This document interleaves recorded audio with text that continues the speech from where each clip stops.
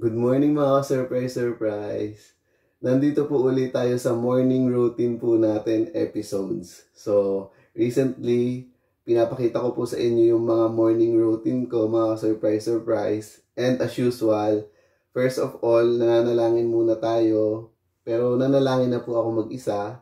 And susunod po doon, magbabasa po tayo ng Bible. And after that, ipapakita ko po sa inyo yung mga iba po nating routine. So, bago po ang lahat, samahan niyo po muna ako. Magbabasa po ako ng Bible, mga surprise. Nandun po tayo sa aklat ni Isaías. Doon po sa mga sumusunod po sa akin, alam po natin kung nasa na po tayo. So, aklat po ni Isaías, nandun po tayo sa Kabanata 1, talata 5 hanggang 6. Again, in English mga ka-surprise, nasa Isaiah po tayo, chapter 1, verse 5 and 6.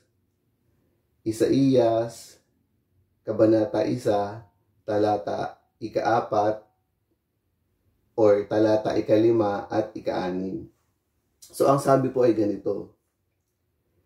Saan pa ninyo gustong masaktan at patuloy kayong nagre-rebelde? Napinsala na ang ulo ninyo at masakit na ang buong puso ninyo. Mula talampakan hanggang ulo, walang bahaging malusog. May mga galos at mga pasa at sariwang mga sugat. Ang mga ito ay hindi pa nagagamot o nabebendahan o napapalambot ng langis. So, ayun po mga surprise. Kung gusto nyo pong i-follow yung mga naging Bible reading po natin, nandun pa lang po tayo sa first chapter mga surprise. Panoodin nyo lang po yung mga previous recordings ko mga ka-surprise nito pong waking up episodes natin. So, ayun, nakabasa na po tayo ng Bible and hindi ko po ako mag-preach sa inyo mga ka-surprise not as of the moment. Kung gusto nyo pong may pag-usapan tungkol po sa salita ng Diyos, comment down below lang po. Or anything na makakasama po dito sa atin pong recordings ngayong umaga. So, ayun mga ka-surprise, tara na po. Medyo ano po tayo, may bago po tayo ngayon mga ka-surprise. Ayan. Hindi na po mga ka-surprise. Meron din pong mga ka-SMDC, mga ka-surprise. Ano ba yung ka-SMDC na yan? Kasi po kahapon, nandito po tayo sa Airbnb and may nangyari po doon sa sink. Doon po sa kitchen sink natin, naglilik po doon sa ilalim. So, I made a, investigation mga ka-surprise. And too much to my surprise, meron pong hindi pangkaraniwan nangyayari po sa mga SMDC, condominiums mga surprise. And magiging helpful po ito in case na bibili po kayo ng condo or mag-stay po kayo sa condo. Helpful po itong malaman ninyo kasi hindi po ito pangkaraniwan sa mga usual households mga surprise. So, tara na po doon mga surprise. But before that, siguro i-groom ko muna yung hair ko. Kung napansin nyo mga surprise, nag-color po ako ng hair, ayan. So, medyo i-groom po natin siya. Lalagyan po siya natin ng oil kasi brittle na po siya. And then, we will jump to that SMDC kitchen sink. Ang tawag po nila doon is grease trap. So, ayun. Malalaman po natin kung ano ba yung grease trap na yan, mga surprise. And, ano po ito, mga ka-SMDC, tawag dito. Law daw ito sa mga condominiums. Ayan. So, mamaya ako nagchichika yun para hindi magkahalo-halo. Kakalmahan lang natin mga ka-surprise. Pero, mas kakalmahan pa natin. So, tara na muna. I-groom muna natin yung hair natin. May araw na po yata. I think it is around 6 in the morning.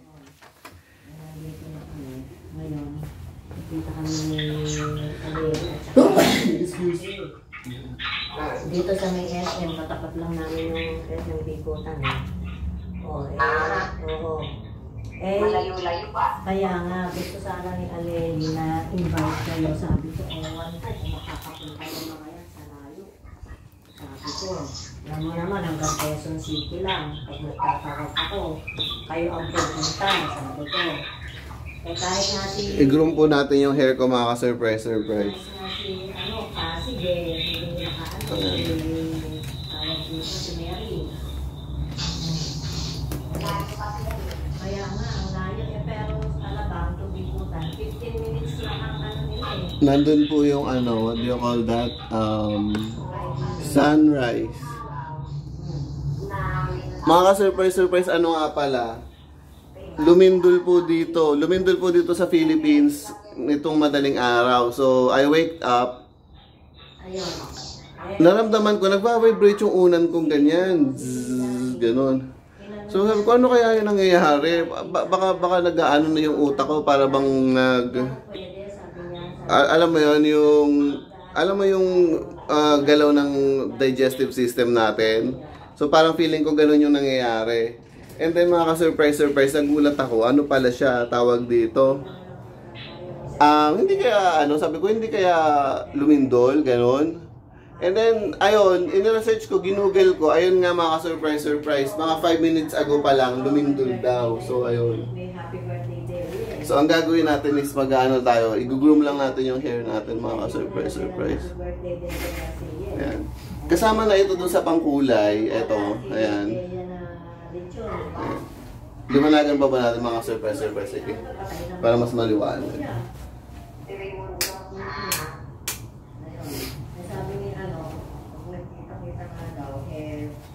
So ito po yun, kasama na po ito dun sa pangkulay, mga ka-surprise. Ang gagawin natin is, i-apply lang natin sa hair ko, ganun. Ano nga natin, itaas pa natin ng konti. Ayan.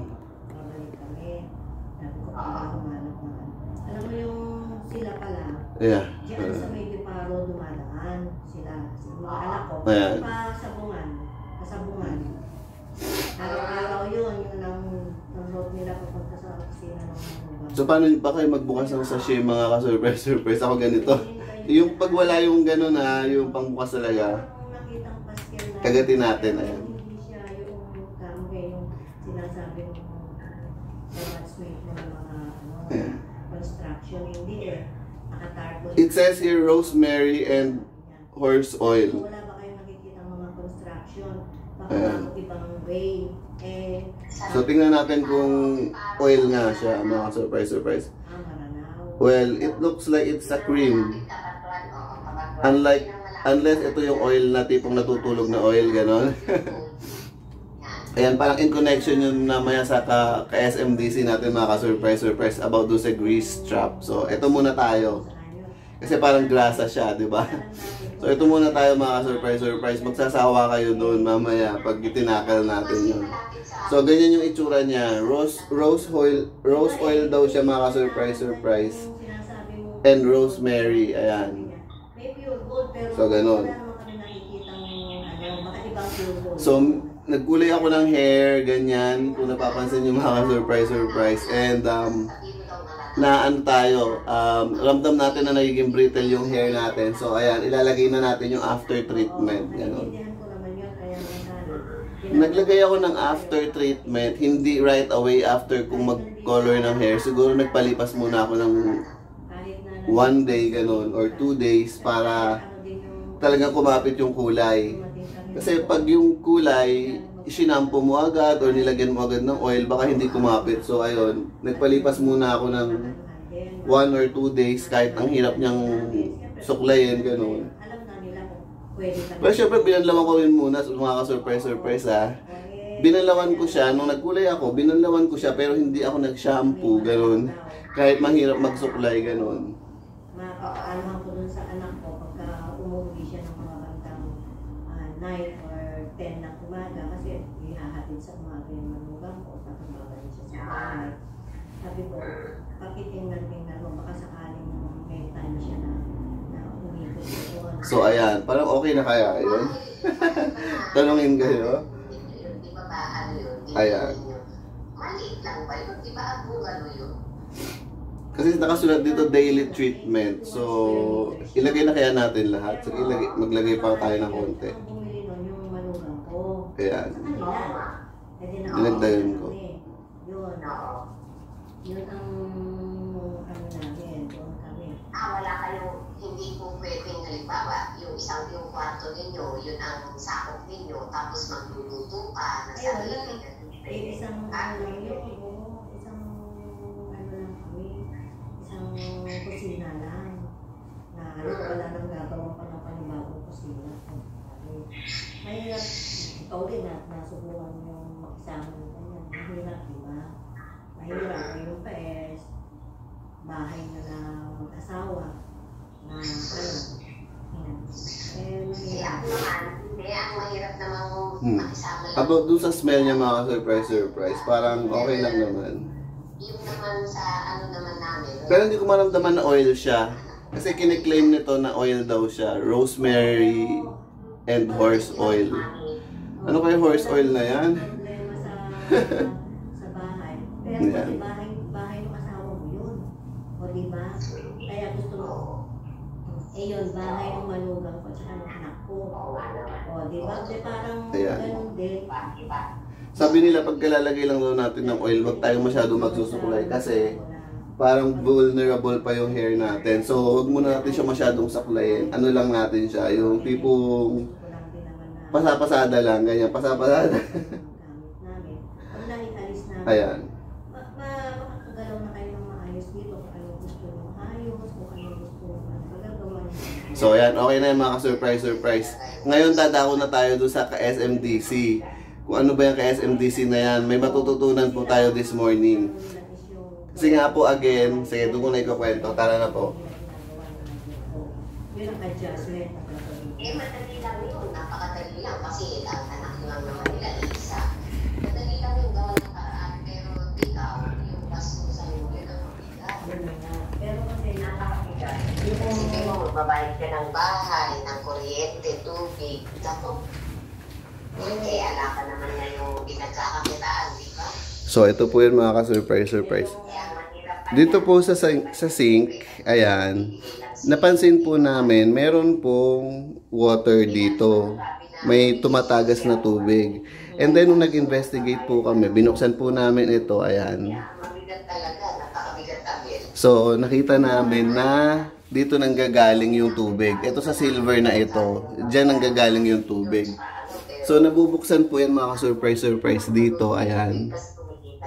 Nabubuksan po siya here, ayan. Ang laki pala, ganun kalaki ang gastusan. O basta hindi ko na muna bubuksan kasi parang madumi po yan. So, ito po ang tawag po dyan, grease trap. So, lahat po ng grasa natatrap po dyan, hindi po dumidiretso sa drainage ng SMDC. Yun. And law daw po yan sa mga condominium kung wala kayong centralized grease trap. So, individually sa mga unit may grease trap pong ganyan. So, ayan mga surprise. Ang gagawin po dyan, pag napuno po yan, or every 3 months, huwag nyo na pong hintayin mapuno, every 3 months, ganun, pupunta po kayo sa admin, and then, ayun, ipapalinis nyo po siya, ganun. Narinig ko mga surprise sa ibang, what do you call that? Condominium, it cost around 300 pesos, ganyan. Para lilinisin po nila yan. Ganon. So, ayun mga surprise. Nung una ko pong nakita yan, medyo parang na-alienate din po ako na ano kaya yun? Ganon. Toolbox ba ito? Ganon. Pero ayan nga po, since nagparamdam na po siya na kung ano yung naging purpose niya, nalaman po natin na grease trap po pala siya. Ayun. So, yun lang po muna mga surprise. It is around 6 in the morning pero mainit na po. Ayan, kaya ko pong pagpawisan. Puputulin ko na po mga ka-surprise, mga ka-SMDC. Ayan. Siguro ang i-title ko dito sa video po natin na ito is, or subtitle is, Grease Trap SMDC, di ba? How to fix the grease trap. So, ayun lang mga ka-surprise, no? Hindi na po natin papahabain. Puputulin ko na po yung video. Sila gusto niya din na mabubot kami. Dahil nakita